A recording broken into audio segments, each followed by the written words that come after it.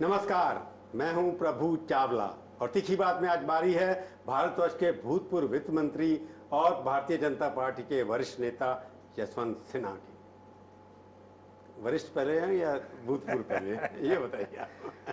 नहीं, हमारे मित्र शत्रुघ्न सिन्हा जी कहते हैं जी कि भूतपूर्व मत कहो, उसके साथ साथ अभूतपूर्व भी। अभूतपूर्व है तो आज लोगों को हम बहुत याद आ रहे हैं। लग रहा है मेरे को आपको याद आ गया। नहीं, याद आ गया बिल्कुल। मैं तो उनको भावी नेता बोलता हूँ पर आप अभूतपूर्व जरूर हैं, क्योंकि आप मेरे को कई बार आपसे सवाल उठते हैं, आपकी पार्टी में उठ जाते हैं कि आप फिजिकली जो है भारतीय जनता पार्टी में, मेंटली कहीं और हैं। नहीं, मेंटली फिजिकली पूरी तरह से भारतीय जनता मानसिक पार्टी से दृष्टि से आप भारतीय जनता पार्टी से आपका मेल नहीं खा रहा। नहीं मेल खा रहा, पूरी तरह से मेल खा रहा है। पर ये तो बात है ना, आपके पार्टी के नेता लगता है कि गवर्नमेंट के साथ हैं।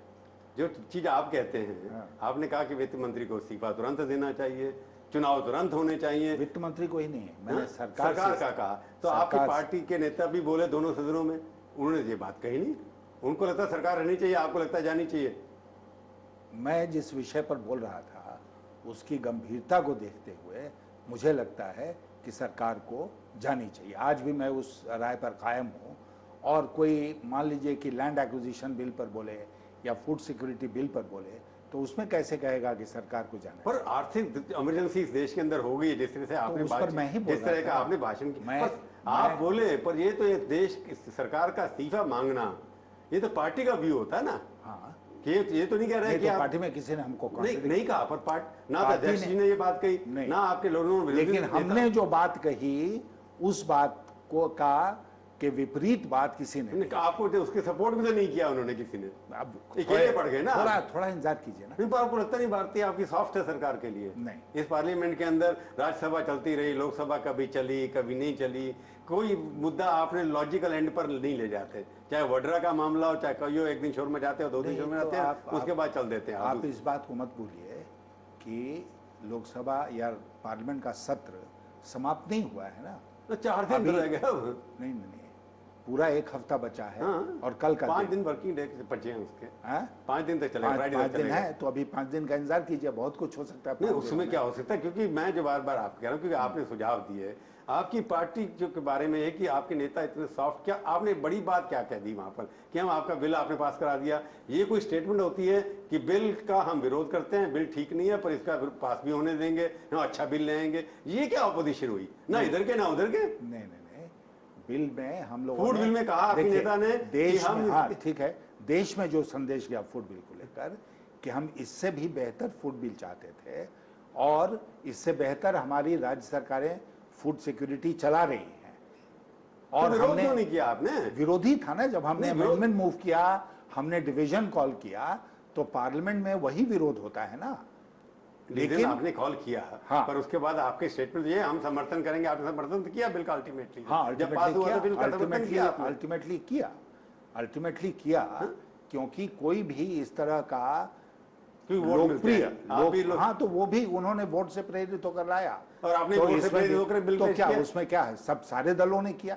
नहीं, सारे ये भारत नहीं है। आप दलों से अलग क्या हैं? जब आप कहते हैं कि कांग्रेस ने वोटों से प्रेरित होकर किया, आप कहते हैं हमने भी किया, तो आपने और कांग्रेस में फर्क क्या है? तो देखिए, मैं आपको भारत की राजनीति का एक यथार्थ आप कृपया नोट कर लें कि भारत की राजनीति का यथार्थ यह है कि अगर कोई भी इस तरह के लोकप्रिय कदम उठाता है, जिसको अंग्रेजी में पॉपुलिज्म कहते हैं, तो कोई उसका विरोध नहीं करता है। मैंने पब्लिकली कहा है कि किसी दल को ये साहस नहीं है कि इस तरह के कदम का विरोध करे। यह है सच्चाई। सर, आप खड़े होकर कहते हैं इमरजेंसी होगी, इकोनॉमिक इमरजेंसी होगी, वो भी अनपॉपुलर स्टैंड है जो आजकल सरकार ले रही है। ये बिल पास किया, उसकी वजह से देश के अंदर आर्थिक स्थिति गंभीर होगी, धन आपके पास है नहीं, डेफिसिट आपका बढ़ता चला जा रहा है। एक तरफ तो जसवंत सिन्हा भाषण देते फाइनेंस मिनिस्टर इस्तीफा दे दे, दूसरा उनकी पार्टी पास करती है ऐसे बिल का जिसके ऊपर 2 लाख करोड़ खर्च होगा। सरकार हम बराबर सरकार से इस्तीफा मांग रहे हैं। और जहां तक और बिल का समर्थन करते हैं जिसकी वजह से सरकार डूब रही है। डूबे तो हम सरकार बचाने के लिए यहाँ है कि आपने बिल पास करा दिया। नहीं, हम सरकार, हमारे विरोध से बिल नहीं रुकता। अपॉर्चुनिटी क्लियर नजर आता है, बिल्कुल नहीं नजर आता है कि एक तरफ तो आप सरकार के मैंने आप तो कमाल कर रहे हैं कि विपक्ष के ऊपर आरोप लगा रहे हैं, सरकार को आप खुली छूट दे रहे हैं। मैंने कहा सरकार तो गलत काम कर रही है, आप कह रहे हैं आर्थिक स्थिति खराब है। तो मैंने अपने भाषण में कभी नहीं कहा कि फूड सिक्योरिटी बिल के चलते खराब हो रहा है। उसके पीछे बहुत सारी और दूसरे कारण हैं जिसके चलते आज हम इस क्राइसिस में पहुंच गए हैं। नहीं, अगर आप फाइनेंस मिनिस्टर, चले मान लिया अब आप कि आपकी पार्टी भी वोटों के लिए राजनीति कर रही है क्योंकि इलेक्शन नहीं, आपने हमने नहीं माना, आप कह रहे हैं। नहीं, आपने कहा, हमारे दल ने भी शुरू में आपने कहा कि वो करते हैं, करो, तो कोई नहीं उसको कर सकता। करना, इसीलिए मैंने वो बात आपने कहा मजबूरी है आपकी। नहीं, आपने पूरी नहीं करने दी। जो इस तरह के लोकप्रिय, लोक लुभावने कदम होते हैं उसका कोई दल विरोध नहीं करता है, किसी ने किया भी नहीं। उसमें बीजेपी शामिल है। हाँ है, हाँ, है। तो सुनिए, लेकिन ये जिम्मेदारी फिर जो सरकार में पार्टी होती है उसकी जिम्मेदारी बढ़ जाती है कि तुम इस तरह का कदम मत उठाओ क्योंकि उसका विरोध नहीं होगा। पर सवाल ये, जो दिल से आप कन्विक्शन आपके ये बिल खराब है, हाँ, तो उसके विरोध में बिल नहीं करना, वोट नहीं करना, ये हमारे वोट है। हम अब छोटी सी बात नहीं समझ रहे हैं सर कि हमारे वोट करने से ना करने से कोई फर्क नहीं पड़ने वाला था, बिल पास ही होने वाला था, ठीक है ना। सुनिए, लेकिन डिसरप्ट क्यों करते हो? नहीं, क्यों हमने इस बिल पर कभी नहीं डिस्कस, बिल की में जनरल टेंडेंसी नहीं, जनरल टेंडेंसी में एक तो आपने ऐसी बात उठाई है जिसमें बहुत मजबूती के साथ मुझे कहना पड़ेगा, जहां तक ये सेशन है भारतीय जनता पार्टी ने नहीं डिस्टर्ब किया है एक। आप रोज ही कुछ ना कुछ हल्ला मचा के, नहीं, हल्ला मचा के क्या आपने किया? आपने हम प्रधानमंत्री का आपने स्टेटमेंट से पहले दिन कोई स्टैंड होता है आपका, दूसरे दिन दूसरा स्टैंड हो जाता है। एक ही स्टैंड था कि प्रधानमंत्री राज्यसभा में एक स्टैंड हुआ कोल के ऊपर, दूसरे दिन लोकसभा में नहीं, दोनों में बिल्कुल एक ही स्टैंड था कि प्रधानमंत्री इस पर अपना स्पष्टीकरण दें और प्रधानमंत्री ने उसको अगर आप पढ़ लें, जिस दिन राज्यसभा एडजर्न हुई उसके अंदर फैसला हो गया था कि वो इंटरवीन करेंगे, उसके बाद आप चुप कर जाएंगे। नहीं, लोकसभा में भी ये हुआ, आज तक उन्होंने जवाब नहीं दिया। नहीं, लोकसभा और राज्यसभा दोनों में ये हुआ, सरकार की तरफ से कहा गया वो इंटरवीन करेंगे। हाँ, अभी तक नहीं किया। नहीं, अभी तक नहीं किया क्योंकि तो आया नहीं, मुद्दा ही नहीं आया है ना। नहीं, देखिए, आप दोनों लाइन पर नहीं चल सकते हैं। जो आप मेरे ऊपर आरोप लगा रहे हैं, एक तरफ कर रहे हैं कि आप पार्लियामेंट डिस्टर्ब कर रहे हैं, दूसरी तरफ आपका मान मैं कह रहा हूं आपका विरोध दिखावे के लिए नहीं, मैं बिल्कुल इसको सिरे से खारिज सरकार से मिले हुए हैं आप लोग, ये ऐसा लगता है। मैं कह रहा हूं इसको मैं सिरे से खारिज करता हूं और कोई भी इस देश में विश्वास नहीं करता है। चलो एक बात बताइए, अगर आप वित्त मंत्री हो तो क्या करते हैं आज? किस बात पर? जो आज हो रहा है देश के अंदर। नहीं, मैं नहीं बताऊंगा। क्यों क्यों बताऊं? अब विरोधी दल का काम है कंस्ट्रक्टिव ऑपोजिशन, कंस्ट्रक्टिव ऑपोजिशन, रचनात्मक विरोध करेंगे, हम नकारात्मक नहीं करेंगे। सुनिए चावला जी, आप किसी पेशेंट को पहुंचा दें वेंटिलेटर पर, मल्टी ऑर्गन फेलियर उसका हो रहा हो, और उसके बाद यशवंत सिन्हा से पूछिए आप डॉक्टर हो कैसे बचाओगे? तो इसको मान रहे हैं आप ये बचा नहीं सकते? आपकी सरकार ये नहीं बचा सकते, वेंटिलेटर में गई, आईसीयू नहीं, में वो नहीं बचा सकते। हम सुझाव देके नहीं बचाएंगे, हम करके बचाएंगे। अगर सरकार में अगर हमारी बात मान के इन्होंने इस्तीफा दिया, जल्दी चुनाव हुए, सरकार बदली, तो कोई भी नई सरकार आएगी वो तो बचाएगी। आप इसके ऊपर मैं जो थोड़ा तीखी बात करने वाला हूं, ऐसा नहीं लगता कि आप भी एक तरह से देश के हित में बात नहीं कर रहे कि मरने दो, हम 10 मिनट तक मजे लेंगे सरकार से? ये राजनीति से प्रेरित नहीं है? अगर आपका सुझाव है तो दीजिए उनको। नहीं, क्यों हम सुझाव दो? मांगने आए, आपको मैं दूंगा सुझाव। नहीं, पार्लियामेंट में नहीं, आप क्या हैं? पार्लियामेंट में आप क्या चीज है? हम टेलीविजन चैनल पर सुझाव देंगे? पार्लियामेंट में दीजिए। नहीं, पार्लियामेंट में नहीं, वो आएंगे, पार्लियामेंट में लिमिटेड टाइम होता है, इसलिए उनको अगर सुझाव मेरा चाहिए तो आके हमसे बात करें। आपने कभी उनसे कहा जाओ विपक्ष से बात करो? पूछा, बिल्कुल पूछा। नहीं, तो क्या कहाँ हुआ है बात? वो कहते सुझाव देते नहीं अपने नहीं, कहाँ है बात करने? वो कहते पूरे पार्लियामेंट स्पीच नहीं, इंडिया गेट पर खड़े होकर मैं भाषण देकर सुझाव दूंगा? जसवंत जी, आप पार्लियामेंट में खड़े होकर सुझाव दे सकते हैं? नहीं दे सकते हैं। मैं आपसे साफ कह रहा हूं, नहीं दूंगा पार्लियामेंट में, क्योंकि मैं उन लोगों को सुझाव नहीं देना चाहता हूं जो मेरा सुझाव स्वीकार नहीं करेंगे। ये कोई बात में बात हुई? जैसे ही हम देश में आपकी क्रेडिबिलिटी बनेगी, हमारी क्रेडिबिलिटी बनी हुई है, उसकी चिंता आप मत कीजिए, क्योंकि जब आप हमारी क्रेडिबिलिटी बनी हुई है और आप अगर मुझसे बात कर रहे हैं तो वो भी क्रेडिबिलिटी का ही नमूना है। हाँ, बिल्कुल है, तभी तो आपके पास आए हैं। हाँ, लेकिन सुझाव ऐसे सस्ते ढंग से आदमी नहीं देता है, हल्के ढंग से नहीं देता है। सरकार को अगर मेरा सुझाव चाहिए तो सरकार मुझसे बात करेगी, भारतीय जनता पार्टी से बात करेगी। और मैं आपको बता दूं, 1991 में भी मैं वित्त मंत्री था, उसका नरसिम्हा राव जी की सरकार आई। पहला काम नरसिम्हा राव जी की सरकार ने किया कि प्रधानमंत्री कार्यालय में उन्होंने सारे दलों के नेताओं को बुलाया, अपने दल से मैं गया और हम लोगों ने वहां बैठ के इस पर विचार किया और सुझाव दिया। तो कहने का मतलब ये सरकार की तरफ से सरकार नहीं आ रहा, बिल्कुल नहीं आ रहा, बिल्कुल नहीं आ रहा है। सरकार नहीं इंटरेस्टेड है कि विपक्ष से कोई सुझाव ले, विपक्ष का कोई कोऑपरेशन ले। तो नहीं चाहती है। इसका मतलब आप सुझाव दे, और आप कह रहे हैं आपने हम सुझाव दे दिया आप कि हमारे को ऑल पार्टी मीटिंग आप कहते हैं कि हम उनके पीछे पीछे दौड़ते रहे, भैया मेरा सुझाव ले लो या मेरा सुझाव ले लो। मैं तो पार्लियामेंट के फोरम की बात कर रहा हूं। पार्लियामेंट की फोरम में भी नहीं होता है, पार्लियामेंट से अलग बैठते हैं आप कमरे में, जैसे नरसिम्हा राव जी के टाइम में हुआ था, तब बातचीत होती है। वो बताएंगे ना हमको कि आज की स्थिति क्या है, हमको सारी स्थिति की जानकारी नहीं है। तो इसका मतलब आपकी गवर्नमेंट को ऑल पार्टी मीटिंग बुलानी चाहिए, उसके अंदर सुझाव आप देंगे। हाँ, ये अब आपने सही बात की कि गवर्नमेंट ऑल पार्टी मीटिंग बुलाए या अलग अलग दलों को बुला के बात करे और उसके बाद कहे देखो ये स्थिति है, सारे तथ्य सामने रखे, फिर उन तथ्यों पर विचार करने के बाद हम कहेंगे आपको ये करना चाहिए, ये करना चाहिए, ये करना चाहिए। यशवंत जी, जब आपने टेक ओवर किया था फर्स्ट टाइम फाइनेंस मिनिस्टर 1990 में किया था शायद आपने, तो उस वक्त भी स्थिति शायद इससे बदतर थी। उसमें से आपने कुछ निकालने की कोशिश की, परंतु आपकी सरकार चली गई। पर स्थिति में अगर आप आएंगे, आप सुझाव तो देंगे नहीं, बताएंगे नहीं कि हम नहीं बताएंगे। देखिए, पर मैं पूछूंगा आप करते क्या अगर सरकार में आते तो क्या करते ब्रेक के बाद?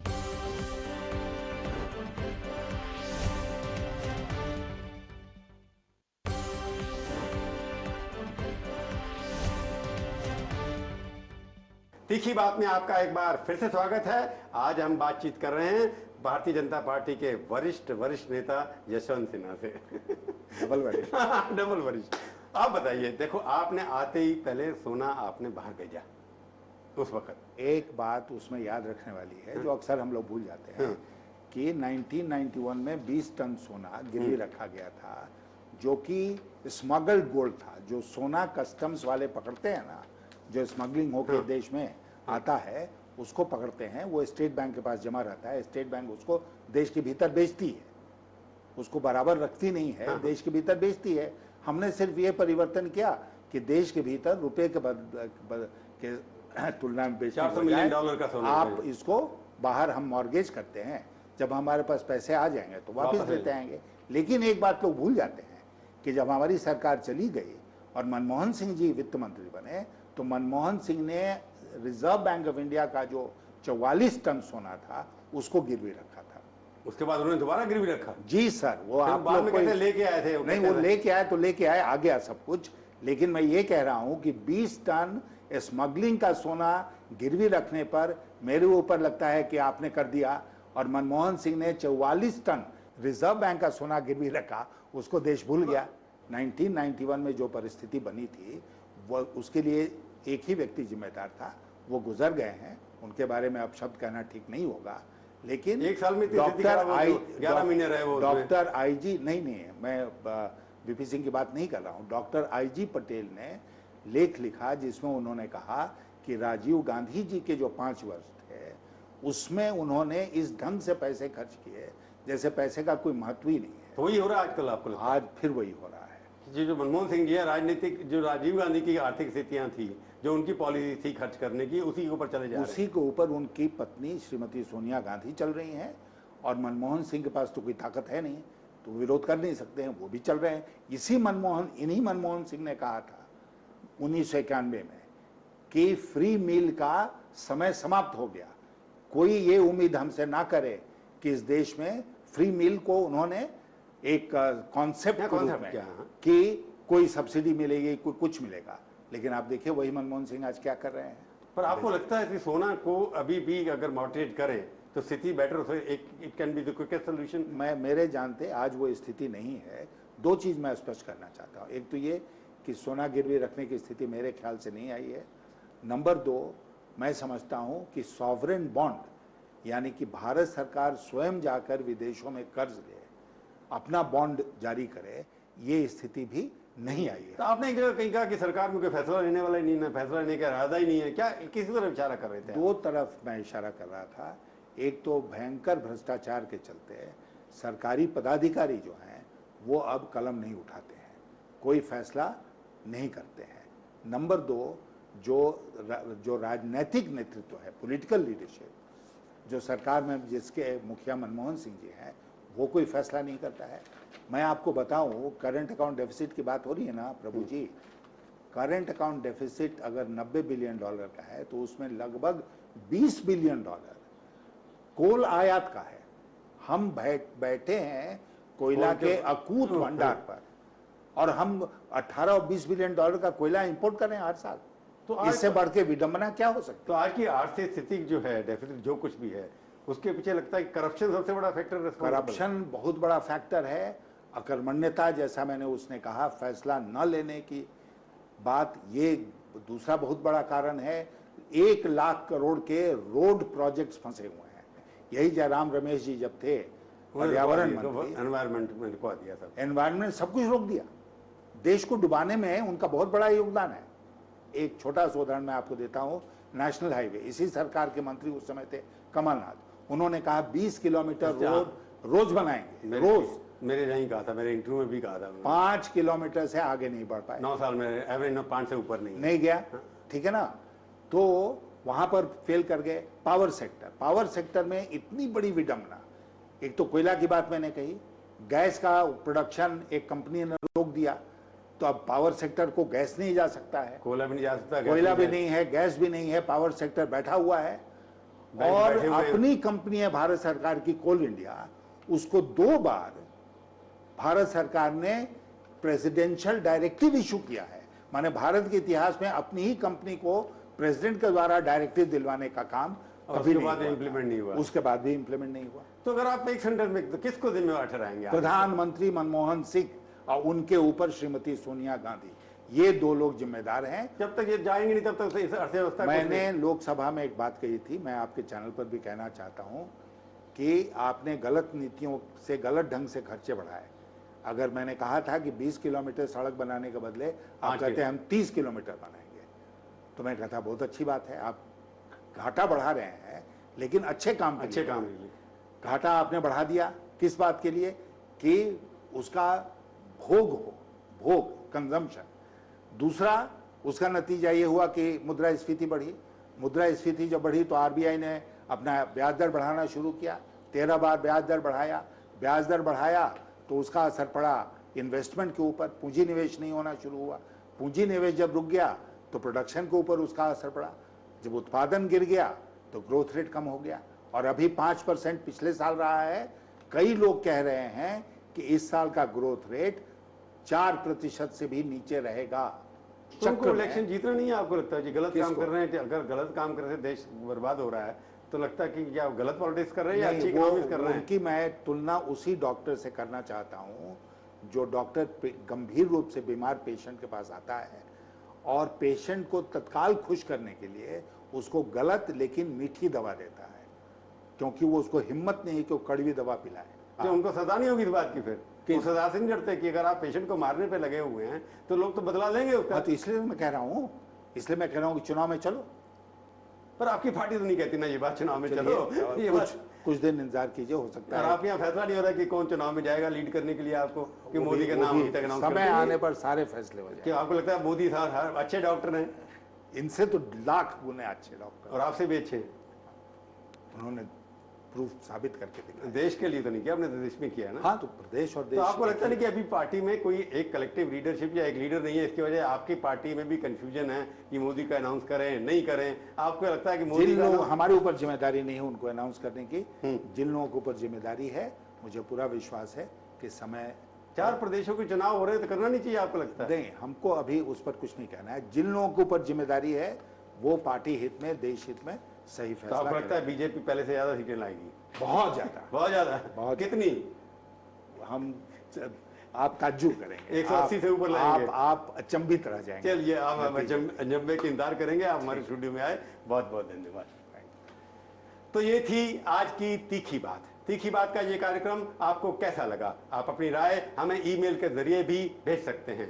अगले हफ्ते आएगी बारी किसी और हस्ती की, और उसे हम करेंगे तीखी बात, इसी समय इसी चैनल पर। तब तक के लिए प्रभु चावला का नमस्कार।